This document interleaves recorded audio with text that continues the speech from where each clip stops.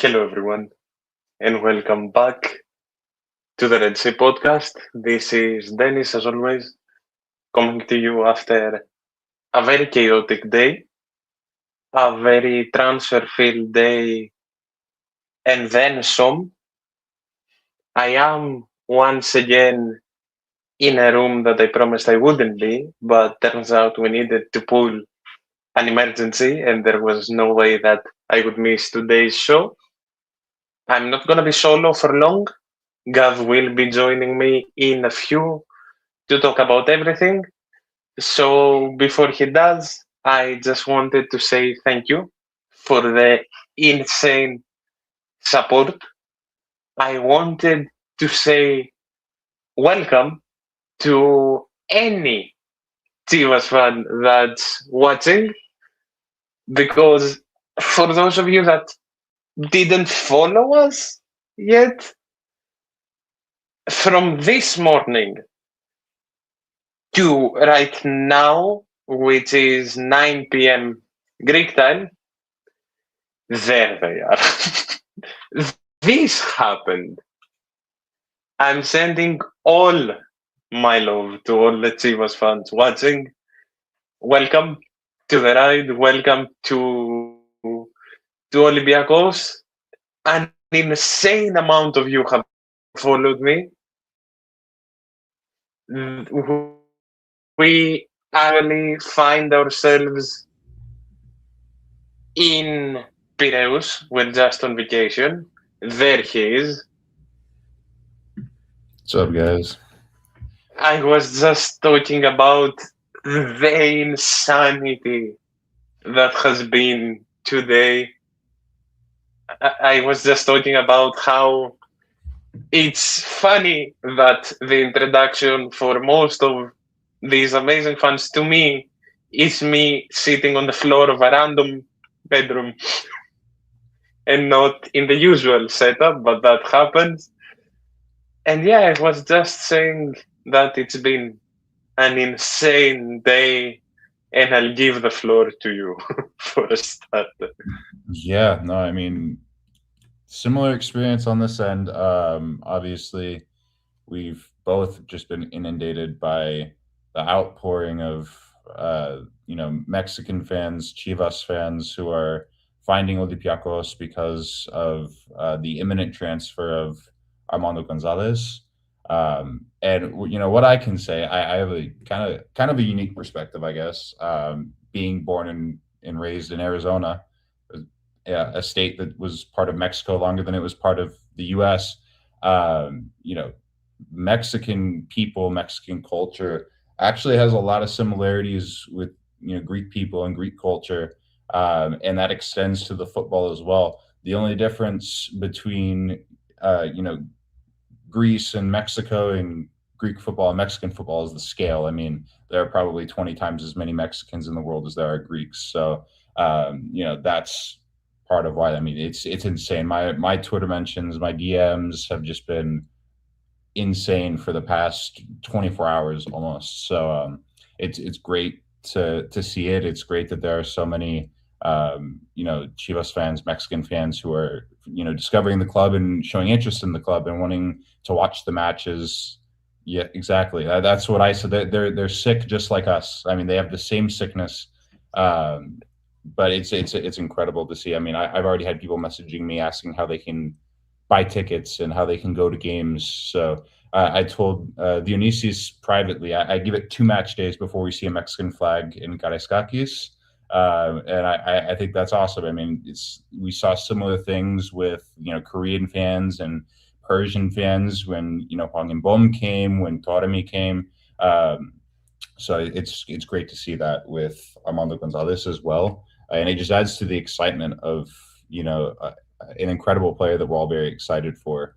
It's great that he's also coming with just an army of fans and new supporters and people who are discovering Olympiacos for the first time. And I know for both of us, it's super gratifying because that's why we do this show. That's why we have this channel. It's not just to spread Olympiacos to Greeks around the world who maybe want an English medium for following the club. It's for everyone. I mean, any football fan. It doesn't matter if you like Olympiacos for the colors on the jersey, or whether you like Olympiacos because they have your favorite player. We want this to be a welcoming space. We want you to be able to follow the club. So yeah, it's very exciting for a lot of reasons, but I'm super glad to see the outpouring that has come in the past few days.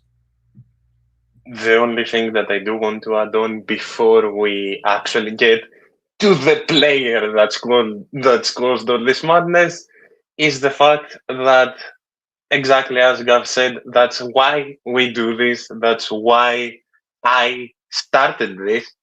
And that's why it's so just insane to me to see all this pouring in from fans and to be able to help so many people, introduce them to the club, explain the club's history, show them where to get tickets.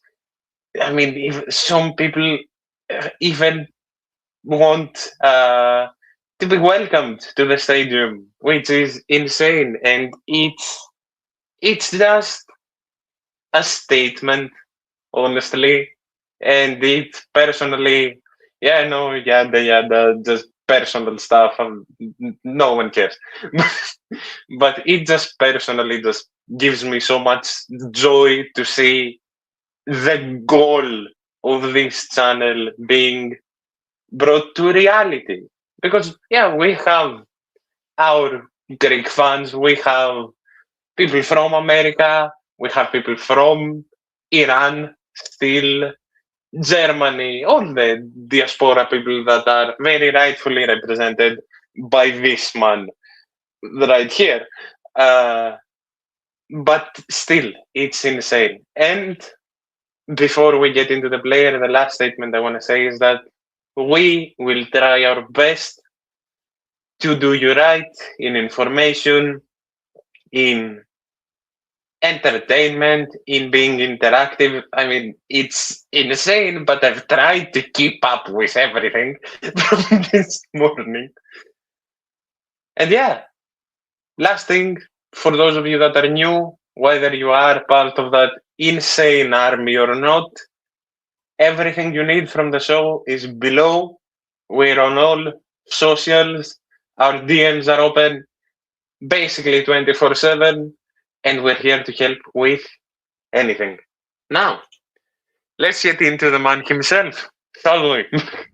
Last time we did this, he wasn't quite a done deal yet. Ironically, he got announced to be a done deal immediately after we hit end stream, which is funny, and it's not the first time that is happening, but it's still funny.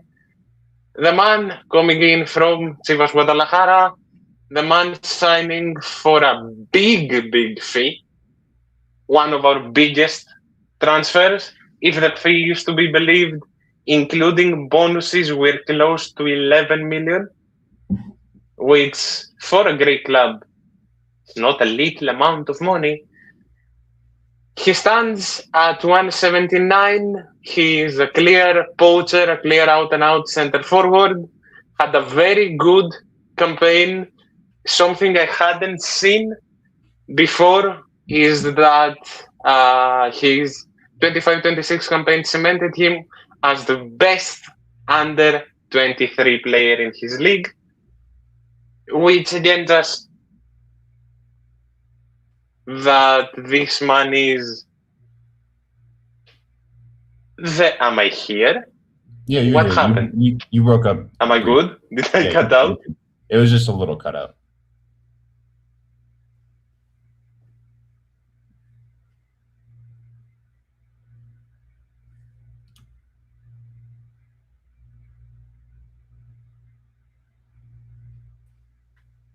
Am I back?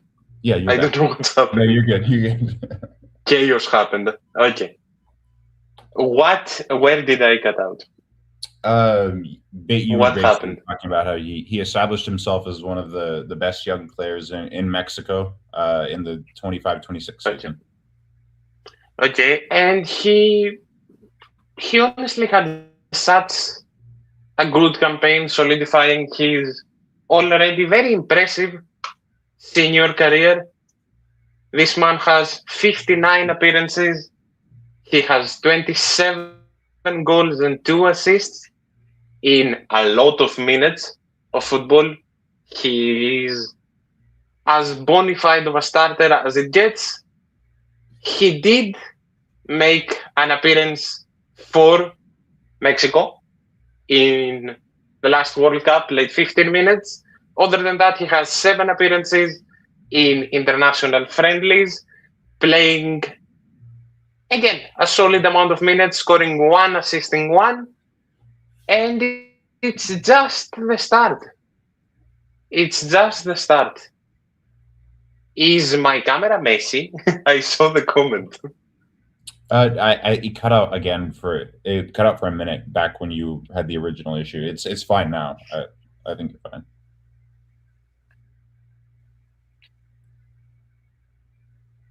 Go on. I'll fix this. I'll be right back. You Yeah. go on. Basically, as Dionysius was saying, I just retweeted the stream on Twitter, so we might have some Mexican fans joining us. So welcome. But yeah, I mean, basically, the kind of player we're getting is a guy that's established himself, prominently in his league for one of the biggest clubs in Mexico. That's another thing that cannot be overlooked. I mean, Chivas is a massive, massive club.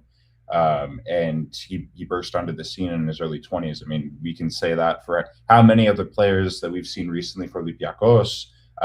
So, that's obviously our goal, is to develop him as we've developed other talents. And, I think we're well positioned to do that. But he comes in as a guy that I think will immediately hit the ground running. Obviously, I think it's most likely that Ayoub is going to stay the number one because he's established himself. But as we've talked about extensively over the past several months, and as everyone has seen, since AFCON, Ayoub El-Kabi has not been the same, and we really lacked another option to have an attack. And Armando Gonzalez, he provides that. He's a very different type of player, and he's a type of player that has already proven he can score loads of goals in a competitive league for a competitive team. So I think what he brings, and the reason we're so excited for him, is just the different profile, as Dionysius was going through earlier. Obviously, he's not going to be the same as Ayoub in terms of his physicality. He has a smaller frame. He's not going to be as bulked up yet, but again, I think that's something that's going to come, and that's why he's trying to get into Europe, because the physicality difference is the biggest thing. As you've seen with other Mexican strikers that have come to Europe and been successful. Raul Jimenez is a great example. I mean, he's made a career off of being able to physically impose himself on teams at an elite level. So that's definitely an area where Armando Gonzalez will continue to develop. But what he brings already is just a dynamism that we haven't had in a striker. The pace that he has, the technique that he has. Ayoub is very much a back to goal kind of hold up player, and then getting into positions to be able to create chances for himself, to draw defenders, and obviously take advantage of his incredible finishing, which is a hallmark of his game. Armando Gonzalez has very similar features in that sense. We talked about that on the last show. He's so good at finding spaces. He's so good at playing off the shoulders of defenders. And one of the things I pointed out is, you look through his highlight reel, right? Like, I would say probably half of the goals that he's scored in his career so far, the first reaction of the other team is they think he's offsides. He's not offsides because he times his run that well. But he's perfect, inch perfect, just like Ayoub is. That's another similarity between them, is most teams think Ayoub is offside when he's not. So he brings those compliments, but at the same time, it's a completely different profile, a completely different kind of player. And that's something that Olympiacos has desperately needed. And it provides competition for Ayoub as well. I mean, obviously, we're bringing Armando in to be a big part of our season, and be a big part of the squad. But at the same time, we also still want to get the best out of Ayoub, and we need both of them. I've seen a lot of discourse about whether who's going to be the starter and who's going to get a lot of minutes. The answer is they're both going to get a lot of minutes. And as far as who's the number one option, that's probably going to fluctuate throughout the season. And that's something we need. We play in 3 competitions. Obviously, we're confirmed in the Europa League. We have the league and the cup as well. And, as you saw last season, that was one of our major issues, especially when AFCON hit. Thankfully, we shouldn't have that this season. But, having that rotation, right? A lot of times it was either, Mehdi had to play 4 or 5 games in a row, or Ayoub had to play 4 or 5 games in a row. And that can create burnout for players. I mean, I think that was part of what we saw with Ayoub. He balanced a league season as well as a deep AFCON run. And for any player, that's a large strain, even somebody as great and as talented as Ayoub El-Kabi. So having 2 options who are, can hopefully be consistently available and can provide you different things, that's huge for Olympiacos. I'll go through some of these comments. I don't know how to get them on the screen. Usually Dionysius does that, but I'll read them. First one is thinking that Armando Gonzalez transfer will be good for El-Kabi. I absolutely agree with that. That's kind of what I was just talking about. He hasn't really had somebody to push him since he joined the Olympiacos. I mean, you can argue that Yaremchuk, had his good runs. Obviously, Tormi last season had some very good moments and contributed a lot to the team. But last season, I think again is a bad comparison, just because there was so much balancing going on for Ayoub specifically, having AFCON in the middle of the year.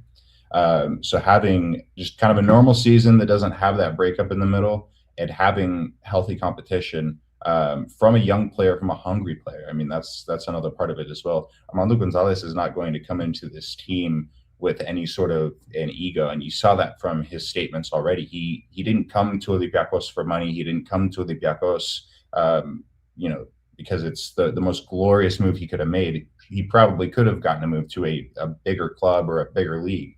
But it's a sensible move for him in his career right now, because Olympiacos obviously is a big club.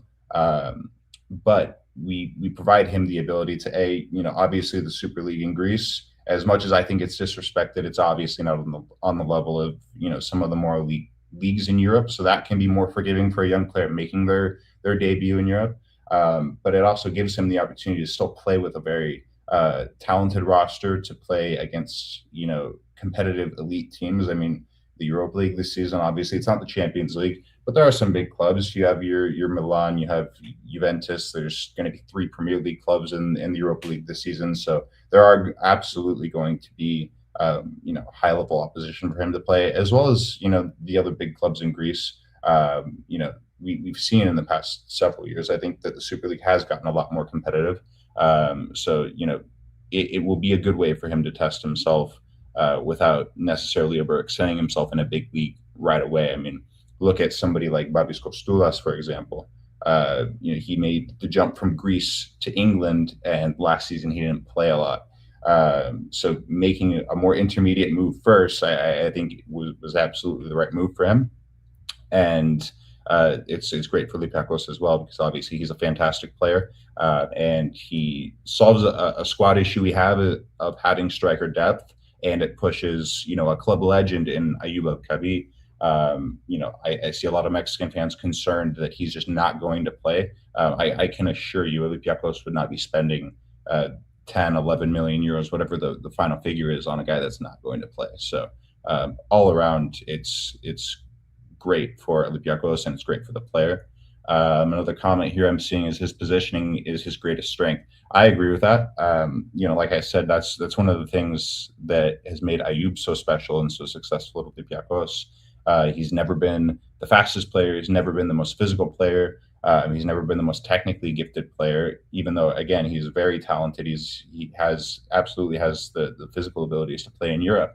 But his biggest calling card has always been his positioning, and that's why he's able to get into a lot of the positions he is, to be able to challenge very elite teams. You look at how Aston Villa fans are still terrified and have nightmares of Ayoub El-Kabi. If you look at him just on skills and attributes point of view, you'd say that guy should not have scored 5 goals against them in 2 matches, but he bridges that gap for himself with his positioning and his reading of the game. And yeah, to that point in the comments, I think I see very similar shades in Armando Gonzalez, but I do think in certain ways, he probably is more technical than Ayub. You can see in a lot of his goals, he has the ability to drive through a defense. Ayub hasn't ever really shown that consistently with Olympiacos. So I mean, in that way, he kind of blends that deeper role of like maybe a 10 or a second striker into being able to play more directly with the ball at his feet, rather than necessarily just relying on service. I think that's one of the ways that Ayub can struggle, is if we're struggling to get him quality service, if we're struggling to get balls into the box, but not just any cross, like a good cross. And that's something that last season, especially Olympiacos, struggled with. A player like Armando Gonzalez, he can create more of his own chances, in my opinion, than Ayub can. So, again, he brings a similar profile in certain ways, but in a lot of ways, it's just, it's complementary in the sense that he brings things that Ayub doesn't. And he can learn from Ayub in some of the ways that maybe Ayub is better than he is. Using his body, I think that's going to be a big part of his development. That's something that Ayub has kind of mastered.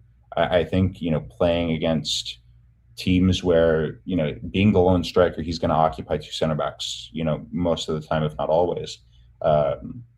So, having that example to follow for Armando could be very beneficial for him. And I think that, Ayub's at that point in his career where he has that wealth of experience in Europe now. We were really his entry into Europe, and he was a late bloomer in that sense. But it's a great situation for Armando Gonzalez to come into, rather than it being a negative, which I definitely don't think that it is. He might slowly bench El Kabi, possibly. I think, my opinion there is just that it's going to depend on how they're playing, and it's probably going to fluctuate. I mean, there's going to be times in the season where I'm sure that Ayub is going to be playing really well, so he might get a lot of the minutes for a couple of weeks. But if Armando starts to peak his form, I mean, that's the benefit of having both players being able to compete with one another. Looks like that's all the comments for now. I'm going to check. Oh, speak of the devil, I was just about to message you to see where things are at. Are you back? Hopefully. Yeah. No promises. You look fine in your sound fine. You look fine in your sound fine. So. Can you hear me? Yeah. Thankfully, that stays like that. Thankfully. But yeah, I did hear that you went through the whole Armando Gonzalez just thought process of coming to Olympiacos. I do fully agree with the pushing of Ayub El Kabi. I do fully agree with, honestly, this comment as well. I also believe he shares many characteristics from Kostulas, and I wouldn't be surprised to see him in a similar position at some point. We have heard talks about a possible 4-4-2. So maybe it would fit him. It would for sure fit him. But we'll see. And honestly, I think you've covered everything. I don't think I think we can move on. Do let me know if I cut out again. I do apologize. But I am already in a very struggling situation. I can't do much until I'm back in my proper setup and back home. And honestly, I do want to talk about this a bit.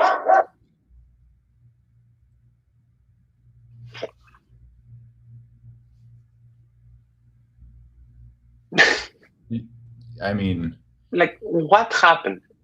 I'm glad because we talked about this again on Tuesday. It was Tuesday, right? A couple days ago, earlier this week. Um, we talked about it, and I'm glad that it didn't result in like the worst case scenario of us just flat out terminating him. I think that would have been just a bad look for the club. So loan option to buy, I think is the ideal scenario. It gets him obviously, into a more familiar situation. I would say that might just benefit him for whatever reason. He struggled from the beginning with Olympiacos. So yeah, I mean, I think that was the best way to solve it. I doubt he's ever going to play for us again. If I'm completely honest, this is a loan, but it's probably in all essence a permanent move. I mean, it's kind of ironic. He left for Valencia 2 months to the day from signing for Olympiacos. That might go down as the shortest Olympiacos stint of all time. But It's yeah, shorter than Zinkernagel, isn't it? definitely. And I mean, Zinkernagel, I mean, he at least scored for us. I mean, I know he's kind of a meme player. Maffeo, I mean, he played what, 20 minutes for us officially. So yeah, bizarre scenario, but I think the way that it resolved itself at least seems like the most ideal outcome. But thankfully, it didn't spiral into a situation.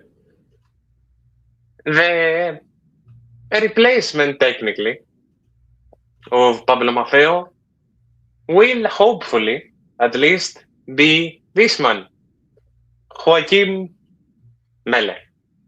Joakim Mæhle, who is a Danish veteran, technically, able to play on both sides, very highly versatile. He is currently playing for the now relegated side, Wolfsburg. He is very explosive. I would say dynamic, but he's very explosive. He's speedy as well. He honestly can only be classified as a fullback because he is equally comfortable on both sides. I think that's a fair point. And he's very effective. I think he's very effective. I think you can say he's very dangerous attackingly without lacking defensively. He has some good seasons to his name. He's spent a few years with Atalanta as well, excelling in Gasperini's system. And he had an injury last season that kept him out for a majority, only returning near the end. And he has a very good international career with Denmark, having 60 caps and 12 goals, being a standout for Denmark in the Euro of 2020, having 2 goals and having that legendary assist, that legendary outside of the boot assist. While he was also just a focal point of the World Cup and the next Euro. What do you think, and how do you think he would fit, more or less, thinking that he is possibly at least relatively close to joining Olympiacos? Yeah, no, I mean, I think he's a great signing. Obviously, he comes with very good value because of the relegation to Wolfsburg. But he's a fantastic player. He's been established in Europe for a long time now, dating back to that Euro 2020 campaign. That was really his big breakout. And he brings a profile to Olympiacos in a fullback that I don't really recall us ever having. I think we kind of hoped Versalico would be like that. Obviously, that did not work out well at all. But he's like you said, he's very good on both sides of the ball. he's a very big body. Like he's built like a center back. He's like almost 1 meter 90. He's very tall. He's strong. He can again be very physical, which is necessary defensively. But like you said, going forward, he can be very dangerous. Since 21-22, he's scored multiple goals in every season except for last season, which obviously again was a rough year for Wolfsburg. He also only played 20 games, so that could be part of it. But this is a guy who will he'll give you 5 or 6 or 7, goal contributions every season. That could potentially be even more in the Super League, because again, this is probably going to be the easiest league he's played in since he was in Belgium with Genk, back, before that, Euro 2020 breakout. So, I mean, I think he brings a wealth of experience. He's also still reasonably young. He just turned 29. So again, this isn't the case of us bringing in somebody who's past their prime. This is a guy who's arguably in his prime. And it was just, again, part of an unfortunate situation at Wolfsburg where, no relegation is any one player's fault. And last season, the stats reflect that he was not bad. It was just, again, they had a rough year. But I think it's great, too, that he can play on both sides. Very rarely have we ever had that, where we had a player who could play left back and right back. I would say, what was the last one? Probably Rafinha. And that was a huge asset that season with the injury issues we had. So having a guy who can play left or right, he could probably play center back if we needed him to play center back as well. I mean, similar to Tiknezyan, having somebody who can kind of just be, one size fits all, right? He can play several positions. That's huge for a team that has 3 competitions to balance. And, again, he has experience in Europe as well. So as we talked about this season, our goals very ambitiously being to make it to the Europa League final. This is the kind of player you need to bring in addition to some of the names that we're still going to talk about. So I'm really excited. I really hope this does get over the line. I think he's a fantastic player, and I think he would, very immediately raise the level of this team, going from, Ortega and Bruno to Mæhle. I mean, that's a huge jump. It also massively allows you to sell Bruno without having to worry about another left back, because while I do think that 2 left backs are needed, if we go and get Mæhle on the right, then it's a completely different conversation. In general, then perhaps you're even covered and you can fully focus on other positions. To go to the comments, honestly, he's a good player and a good deal because of the Wolfsburg relegation. I believe we wouldn't have gotten him otherwise. 100%. It definitely wouldn't have been. Nothing's done. It's not a done deal yet, at least. But it definitely wouldn't have been that straightforward, at least seemingly, right? Because we are talking about a side that was in the Bundesliga and a player that was a focal point of that side being in the Bundesliga. And as you said, it was him being unlucky. It wasn't him being at fault, because he only did play, I think you said 20 games? 20 games, which, I mean, again, is also abnormal for him. The past 4 seasons or 5 seasons before that, he played 35 games, 36 games, 33 games, 31 games. So usually he's a very constant player. I would have to look into what his injury issues were last season. It was a shoulder injury. It was a lengthy shoulder injury. I don't know if he's any good, but I know for sure he can possibly be worse than Rodinei, who's out until the early hours with the Spina 1V. I am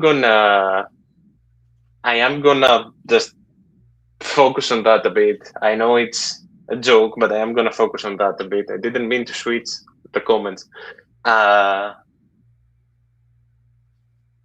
know that a lot of people have said, yeah, Rodinei needs to go, this and that. Rodinei doesn't need to go. Rodinei needs to not start. But we are talking about a player that can play 3 positions. We are talking about a player that's been here, that's given so much to this club, and honestly, with what he can still give, I would keep him. And I would think that a player that can cover your wings when needed, a player that can cover your right back position when needed, and so on and so forth, is more of a necessity than people think. But he definitely needs to have a lesser role. Evening and hello to everyone again. For those of you that are just joining, you missed a very good analysis of the cases of Armando Gonzalez specifically by this man right here, because I was having connection issues for like 15 minutes and couldn't speak. And we did talk about Mæhle mostly, and we are just gonna jump into this man that has been a case that's popped up, and I didn't expect him to pop up, really. But before we talk about Ruben Vargas, let's go and get into some other comments. I do agree with this. I think that he's, well, not a locker room leader. I feel like he's a person that will keep the team spirits high. I feel like he's a person that will. I'm cutting out again, aren't I? A little bit. Yeah, but I mean, like you said, I think the biggest issue with Rodinei is not that he's in the squad; it's the role that he has kind of been forced into by the fact that we've had certain personnel holes. I still think he's obviously good enough to play for Olympiacos. Just not again. He doesn't. You don't want him to be someone you have to rely on either at right back or at the wing. But he can certainly be a rotational guy, and well, he might not necessarily be a leader. He probably brings some of those qualities, but like Dionysius said, he brings a lot of energy, which I think is positive, and it's always good to have guys like that around. We've seen it in past years with certain older players, and not necessarily phasing them out by just getting rid of them, but just kind of moving them back in the pecking order a bit, still keeping them around because he can still contribute on the field, and he obviously contributes a lot off the field. So I think having him as a depth option, him as a club guy, he wants to be here. Obviously, I think that's a big part of it as well. It would be a certain different scenario if he had not as good of an attitude about that. I don't see Rodinei as a guy that is going to turn his nose up at that sort of role. He loves Olympiacos. He's been here for several years now. He predates Mendilibar, so he's one of the longest tenured players in terms of consistency. I know we just brought Fortunis back, but as far as who's been here in an unbroken spell, I mean, he's one of the more tenured players at this point, if not the most. I'd have to go back and look at that, but yeah, I mean, like Dionysius said, definitely still deserves a place in the squad. It just needs to be a different role. Let me see if I can. Yeah, I cannot switch the comments, so I'll just have to go back to reading. Panos said, Rodi has been a soldier for us, no doubt, but we need to limit his playtime somehow. Absolutely. And again, that's bringing in guys like Mæhle, bringing in guys like Tiknisian, even if, we don't necessarily buy a dedicated left back, having those guys that can play on both sides is a big deal. And, we also have Sadiakas as well, who will, hopefully I think should be able to play a bigger part than Rodinei, for example. So hopefully, we can move him to a role that's mostly an attack. I think as we saw last season, given where he's at physically, I think his fitness isn't where it used to be. His quickness isn't where it used to be. Playing in defense and having to bomb up and down the wing, I think is a lot for him at this point. But being able to be like a depth wing option, I think fits him better. And we even saw, last year in the playoffs. I mean, he was our leading goal scorer, I believe. And the fact that, that guy was really the one who was scoring goals for you and pushing you forward at times kind of signals back to what we were talking about, having someone like Armando coming in to provide that pressure for El Cabi in that competition, as well as just cover if needed. It proves that Rodi can still play in the squad. It just, like we've been talking about, needs to change. Moving on to Vargas, it still seems like Dionysius is having some technical issues, so I'll just keep it going until he's able to rejoin. Question in the comments: what's your take on Vargas? Do you think he would be a good signing if the transfer goes through? I think he would be an incredible signing. Similar to Mæhle, but I think on a bigger scale. Obviously, just being the position he plays as an attacker. He's a guy that's well established. He's, again, still well within his prime. He's only 28 years old, if I'm not mistaken. He has experience playing in big leagues in Europe. He has experience playing with Switzerland, and they've been a very competitive team, in tournaments, punching well above their weight. And he's been a big part of that, whether it's been World Cups, Euros. I mean, he's scored some big goals for them. He's been a very reliable player for them. A lot of the times for Switzerland, he's actually kind of been more of an impact guy. I think at Olympiacos, you would see him play definitely, more of a highlighted role. He would absolutely be a starter for us. But he's an interesting kind of player. I would say he's almost like kind of how Fortunis plays on the wing, but he's not necessarily a winger. I think you could make a similar case for Vargas. Obviously, he's going to be a lot quicker than Fortunis, and not necessarily as technically reliant. But he is a very technical and creative sort of player. He's not just going to necessarily be trying to take his man on one-on-one all the time, like you would see from someone like Zelson, for example. He, like we were talking about with Armando, he brings a very different profile to this team that we haven't necessarily had. And I think he, like we said with Mæhle, he immediately raises the level of this team, the level of that position that he's coming into. And, I think that's been an area where Olympiacos has struggled at times. And we saw it again last season, just the issue with scoring and creating chances. And we saw it against Nijmegen as well. We really need to address that part of the field between, the 6 and the 10, because it seems like things kind of just get lost there. Obviously, he's a more advanced player, but he's the kind of player that can drop deeper and get involved, right, to help with that buildup. And he's somebody who can, retain possession and build on it so that we're able to, more smoothly synthesize chances, so that we're not necessarily just relying on, banging crosses into the box or just trying to play straight up to El Cabi or Armando Gonzalez, who's coming in.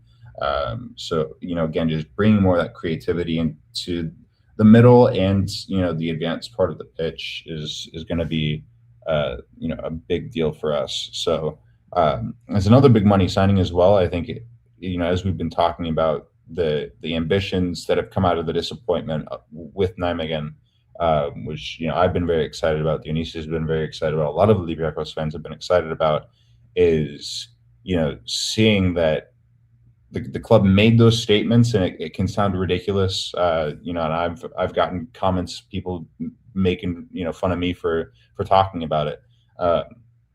It can sound like a ridiculous statement to say that we're going to try to challenge for Europa, but these are the kinds of signings that show that the club is serious. That wasn't just talk. He is absolutely an elite level player for a club like Olympiacos, and the wealth of experience that he brings playing, in the Swiss national team, playing for clubs like Sevilla, in La Liga. I mean, that's big experience for Olympiacos, and I think he helps get us to that next level. We'll see what the attack ends up looking like, because it sounds like Zelson may be departing. That's kind of an ambiguous situation at the moment. as far as if he will be leaving and where he would be leaving to and what the timing of that would be, because it sounds like Russia is heavily linked, and their situation given current circumstances is obviously different. So we'll see. I hope that he's not coming in to kind of replace that output. I hope that we're able to keep Zelson. I think having an attack with him and Zelson and Fortunis and Chiquinho hopefully being back to his best. I mean, there's so much dynamism there, and so many different profiles of player. So I think he's a really good signing if we can make it, but we'll see. I mean, it sounds like the fees being discussed are similar to what we've just paid for Armando Gonzalez, if not greater. So that could be the only sticking point. I mean, obviously, Olympiacos has made more than enough in player sales to afford that, and I think it's an investment they need to make, especially if the club wants to make good on some of the ambitions that we've set. But we'll see. It also depends on Sevilla. I know he's a player. From what I've seen, he's for sale for them, so he's on their transfer list. As the window goes on, we'll see how the club plays it. It might be a thing where the club tries to, draw things out, and if there's not other concrete interest, maybe we'll be able to get a deal for him closer to the end of the month when the window closes. So it's kind of a wait and see thing. I don't think anyone expects there to be concrete movement on this right now. It's probably going to be something where maybe by this time next week things will start heating up. But I hope it's when we can get over the line. Another question: does the completion of Vargas's transfer necessarily mean Jelson's departure? I don't think so. It doesn't have to. I think the Zelson situation, it sounds like it mostly just relies on him. Again, given the sales that Olympiacos has made, Babis last season, Solakis this season, even Costinha, we got a large fee for him. Andre Luiz, who just went to MLS with Kansas City. There's been a lot of money coming in, so I don't think it's a thing where the Olympiacos has to be concerned about that as far as balancing the books. So I think the way I see it, and from kind of what I've heard, but what I've heard has been murky, it seems like those are independent situations. We really heard the noise around Vargas coming through after the meeting with Mendilibar, after Marinakis said that we were going to be bringing in 5 or 6 players. It seems like he's more part of that. So we'll see. I really hope that they're not mutually exclusive. I would like to see us keep both, because I think that they're different players. They're going to provide different things. So it's not necessarily a straight swap in terms of squad role or anything like that, or position even, because again, Vargas, he can absolutely play on the wing. I think that would probably be his main spot for us. But he's a guy who can play in midfield as well. He can play at the 10. He could even play at the 8 for you. He can be a box-to-box kind of guy. Again, as we've talked about with some of these other transfers, it seems like that's an emphasis, which I think is a good thing, bringing in guys who are versatile, right? You don't want to be bringing in a bunch of players who can only play one sort of way. So he brings a lot. I wouldn't necessarily look at him as a direct replacement or anything like that for any one player we have.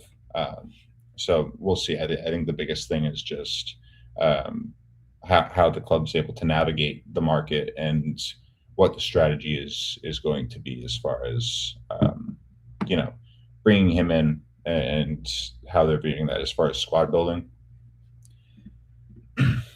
I don't think he would slowly make Zelson be a bench player or a solid backup. Maybe.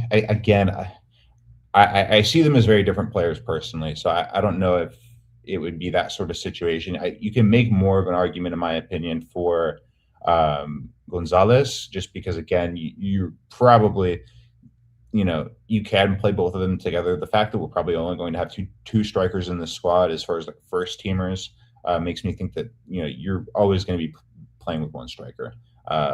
So for the Zelson thing, if we did bring in Vargas and we didn't sell him, I don't necessarily see it as a scenario where you can only play one of them at the same time. He's a multi-positional player, so if he's playing really well and Zelsin's playing really well, and that would be a great problem to have. There's other places on the pitch you could put him, and he would fit in seamlessly. So personally, again, I don't see it that way, but who knows? I mean, we'll see what the squad even looks like in 2 weeks. Neither of them might be here. Obviously, hope that's not the case, but who knows? It's all very speculative at the moment. What do you think about Torami's exit? Yeah, I think it's a difficult situation for him. Obviously, there's a lot of things going on in Iran that are out of his control, and that causes a lot of, it keeps his mind in a different place, and that's completely understandable. I think, I don't think anybody has any real negative feelings about Taremi or what he provided for the club. I think we all would have wished that it could have gone better. He showed at certain times that he possessed that game-changing quality, that team-changing quality. But he never really got off the ground. I think part of it was as well, certain parts of the season, like we were talking about with El Capi, the flip side of that is that you had Taremi, who had to, within 6 months of joining a team for basically a month and a half, be our main guy. That's a big ask for anybody. And I think he filled that role as best as he could. Let's not forget, he was a huge part of us getting UCL knockouts, both the match against Leverkusen, obviously scoring a goal, and then the match in Amsterdam, he got the assist for the Zelsin goal. So he contributed a lot to this team. He contributed a lot domestically as well. He scored in double digits last season. So even though we're saying we wish that it could have been better, he still contributed heavily to this team. He was very professional. He caused no issues in terms of being a big ego or a big personality coming in. He treated the club with respect, in my opinion. Every time he wore the jersey, he played as hard as he could, and he contributed to the team. So, what I can say is I wish him luck. I hope that he's able to get back to focusing on football. I think it's really unfortunate, a lot of the things that are happening in Iran, in that part of the world. So I hope that, wherever the game takes him next, he's able to get back to his best. He's able to focus on his football solely. But he's a great player. He absolutely contributed to Olympiacos last season. If we didn't have him, a disappointing season would have been even more disappointing.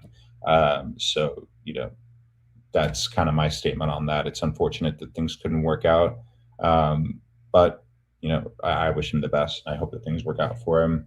It sounds like he's going to Dubai, so hopefully things go well there. In the first half of the season, Mehdi was unstoppable. Absolutely. I think, again, like El Kabi, he struggled more the back end of the season. Part of that as well, I think, is the playoffs.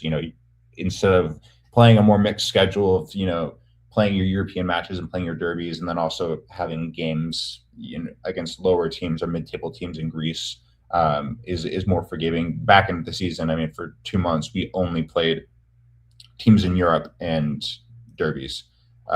So that's obviously a more difficult situation than it was in the beginning of the year, as well as the fact that we had injury issues, we had other squad issues. So that's nothing you can pin on any one player. But yeah, he absolutely contributed last season. I don't really have any complaints about Mehdi.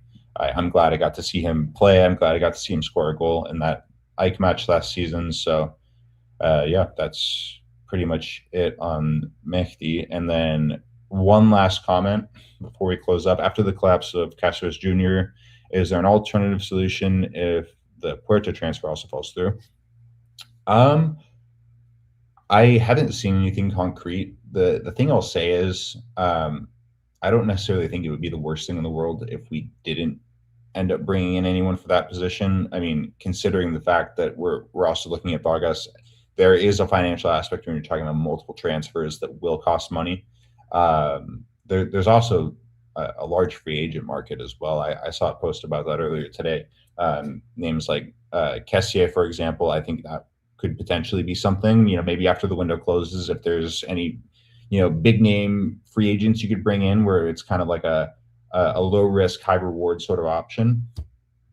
So that would be something to consider as well. What I would say is I hope we don't make any sort of panic buy. If things don't work out with Cáceres, which it sounds like they already haven't, and then if things don't work out with Puerta, it sounds like A, he will be expensive, and B, there are other clubs that are interested in him. I saw today that Aston Villa are linked as well. So, I mean, they will probably be able to win a financial battle with us considering all the sales they've made this summer. And they also have the Premier League to offer and the Champions League. So Puerta to me seems like a difficult proposition considering the fact that he has interest from elsewhere and considering the fact that it might be too steep of a price. So we'll see. I don't necessarily think it's the end of the world. We did bring in Freuler, obviously.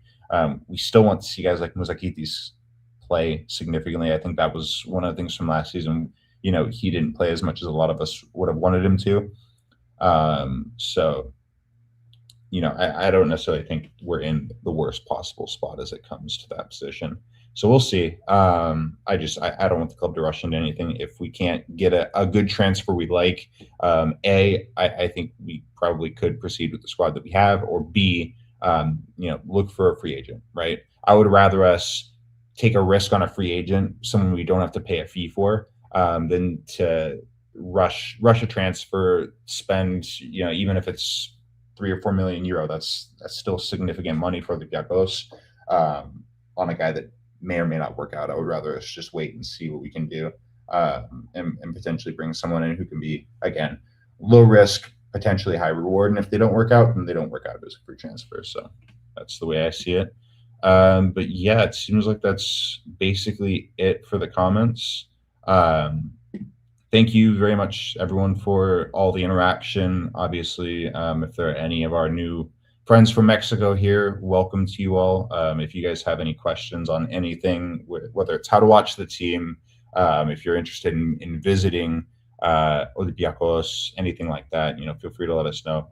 We do all of our content in English, so you'll never have to worry about trying to translate things from Greek. A lot of people do speak English online, but yeah, we'll do our best to give you guys as much content as you want, because I've seen that's been a request from a lot of Hormiga fans online, is just people hoping that the club will give them content for him. I don't know how much to promise there. The club from a social media standpoint is kind of behind the times, in my opinion, but from our end, we'll do everything we can to give you guys as much content and coverage as possible, in an accessible medium.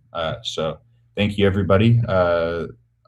Dionysius obviously having some technical issues today. I know he wished he could be here, but he's away from home, so you guys will have to forgive him for that. But yeah, thank you everyone for joining and for all the interaction. And we'll probably be on a show this weekend after the Atromitos match. That's this weekend. The league starts. It's kind of crazy that we're talking about the league starting in late August for Greece. That we're a month and a half ahead of schedule, it feels like. But yeah, thank you everybody, and we'll see you next time.